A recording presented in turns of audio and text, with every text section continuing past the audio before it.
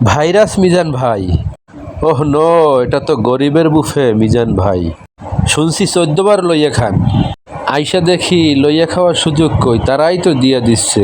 আসসালামু আলাইকুম, hello everyone. আজকে চলে গেছিলাম গরিবের বুফে খ্যাত মিজান ভাইয়ের হোটেলে। সে তো নিজেকে ভাইরাস মনে করে। সেই ভাইরাস ভাইয়ের হোটেলে যাওয়ার জন্য একটু সময় বের করে মেট্রোতে ঝুলতে ঝুলতে আগারগাঁওয়ের উদ্দেশ্যে রওনা দিলাম। অবশেষে মেট্রো থেকে নেমে রিক্সা ধরে তালতলা ভাইরাস হোটেলে পৌঁছইলাম। এখানে এসে দেখি সবাই খাওয়ার জন্য ব্যস্ত। ঘুরে ঘুরে চারপাশটা দেখছিলাম। ভাইরাস খ্যাত মিজান ভাইকেই খুঁজতেছিলাম। তারপরে জানতে পারলাম সে নাকি আগের মতো হোটেলে আর থাকে না, এখন নাকি কর্মচারী দিয়েই হোটেল চালায়। তাই শুনে মনটা আমার ভীষণ খারাপ হয়ে গেল। তারপর এক কর্মচারীর কাছে জিজ্ঞাসা করে শুনতে পেলাম সে আসবে বিকাল 4টার পরে। পর চলে গেলাম রান্নার ওখানে।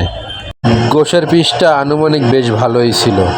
যেই লোক রান্না করতেছিল তার কাছে জিজ্ঞেস করে শুনতে পেলাম প্রতিদিন 70 থেকে 80 কেজি গোশ রান্না করা হয় এখানে। এরপরে চলে আসলাম 14 বার লইয়া খান ভাতের কাছে। এখানে পর্যাপ্ত পরিমাণে ভাত রাখা ছিল। যে যার মতন করে ভাত নিয়ে নিয়ে খাচ্ছিল।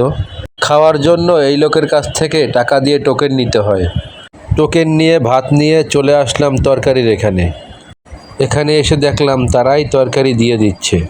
ইচ্ছে হলে নিজেও নিয়ে খাওয়ান যায়।